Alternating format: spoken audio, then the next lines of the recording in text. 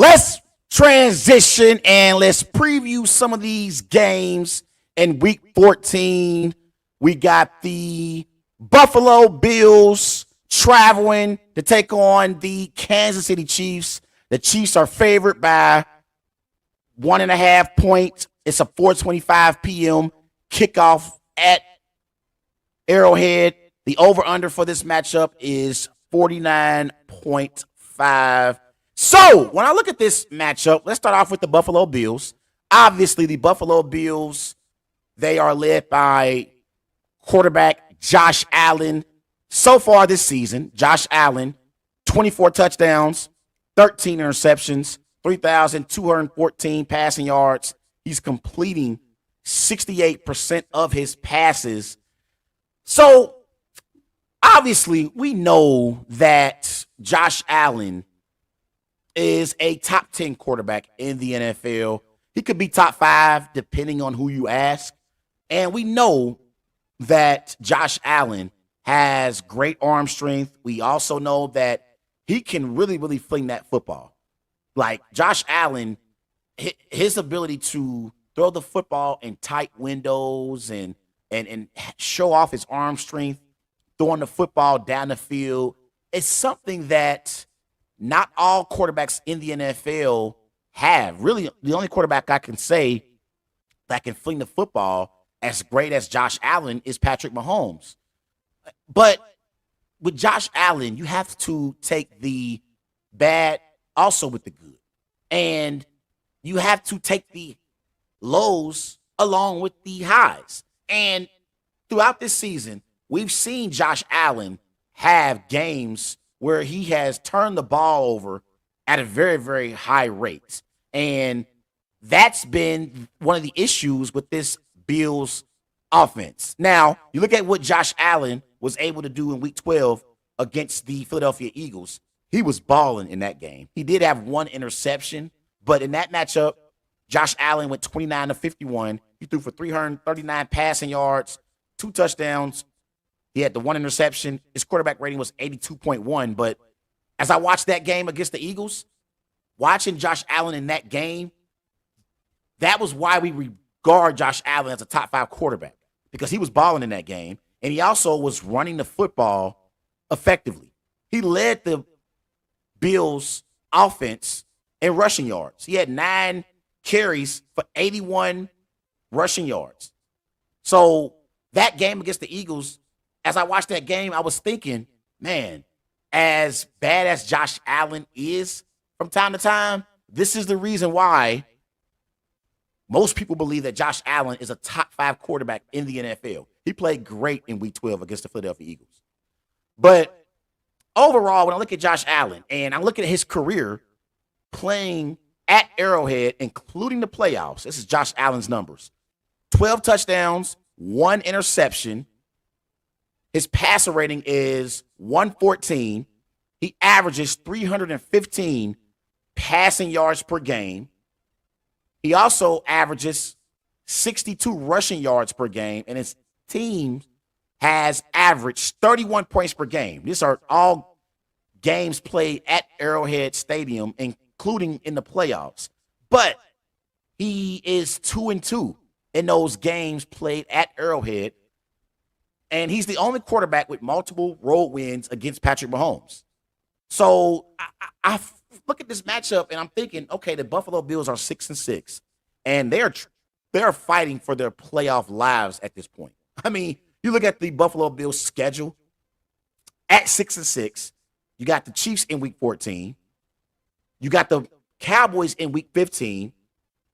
They're home against the Cowboys in week 15. And then they are in LA against the Chargers in week 16, home against the Patriots in week 17. That should be a win. But they finish up in Miami in week 18. And remember, Miami is fighting for home field advantage in the AFC. So at 6-6, the Buffalo Bills playoff hopes are in danger. They're in danger. But I think it's going to be important for the Bills to run the football.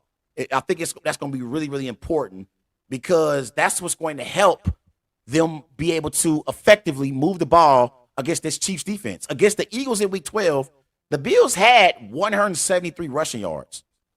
And so that will really help the Buffalo Bills and being able to pull off the upset against the Chiefs this week. You got James Cook at running back. Obviously, you got Latavius Murray as well. He's an old veteran. But if you can create running lanes for James Cook and Latavius Murray, it will open up the passing game for Josh Allen to throw the football down the field to the Stephon Diggs of the world and the Gabe Davises of the world. Now, look at this Chiefs defense. Now, defensively, the Chiefs, they are top 10 in 3 out of 5 major defensive categories. They only give up 317 total yards per game. That's ranked 4th in the NFL. They only give up 183 passing yards per game. That's ranked 6th in the NFL. And they only give up 17 points per game. That's ranked 3rd in the NFL. They're led by defensive coordinator Steve Spagnuolo. And I thought last week against the Packers, that was a bad performance from this Chiefs defense. But I believe it's an anomaly. I really do. I think overall, the Chiefs defense is the real deal. It's the real deal. Obviously, up front, you got Chris Jones.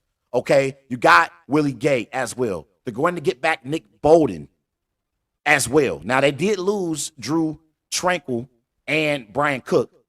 So that will hurt their defense from a personnel standpoint. But you still got Trent McDuffie. You still got Justin Reed as well. So I can't believe it, but 14 weeks into the season, the Chiefs offense is not the strength of their team. It's their defense. It's their defense. But I just thought they had a bad performance against the Packers. I think Jordan Love and the Packers are playing some great football, but I think it's going to be interesting. That Bills offense against that Chiefs defense will be an interesting matchup Sunday afternoon in Kansas City. Now let's flip sides. Obviously, the Chiefs are led by Patrick Mahomes for the season. Mahomes, 22 touchdowns, 10 interceptions, 3,127 passing yards. He's completing 68% of his passes. Last week against the Packers, I don't feel like the Chiefs offense had a bad performance. I just don't feel like they had enough possessions. Like the Packers were scoring points at such a high rate, but they were also putting together long drives. The Packers had multiple long scoring drives to where the Chiefs offense didn't have many opportunities to score in that game last week. They didn't. But I look at the Chiefs overall offensively. They're struggling. They average 110 rushing yards per game. That's ranked 16th. But Pacheco usually does a great job running the football for this Chiefs offense. But I think he's going to be out in this game. So you're going to get a lot of Clyde Edwards-Helaire. But the Chiefs overall as an offense, they're not as good in 2023 like they have been in prior years. And this receiving core for the Chiefs, they are below average. They're below average. Like, which receiver is going to step up in this offense and help Patrick Mahomes and Andy Reid? We ask the same question every week when it comes to the Chiefs offensively. Is it going to be Sky Moore? Is it going to be Justin Watson? Is it going to be Kadarius Toney? Is it going to be Rashee Rice? Rashee Rice had a great performance in week 12 against the Raiders. I think he had over 100 receiving yards. Okay? But which receiver is going to step up and be a reliable option for Patrick Mahomes in this Chiefs offense? It can't just be about Travis Kelce. Someone else needs to step up. So it's going to be interesting. The Buffalo Bills defensively, they are not as good this year like they were last year. They're dealing with a lot of injuries on the defensive side of the ball. No Daquan Jones, no Tre'Davious White. Matt Milano is also out for the season. So I give the Bills defense a pass a little bit because their personnel is injured. A lot of their players are out. You look at their defensive stats this year, the Buffalo Bills give up 117 rushing yards per game. That's ranked 20th in the NFL. They give up 340 total yards per game. That's ranked 13th in the NFL.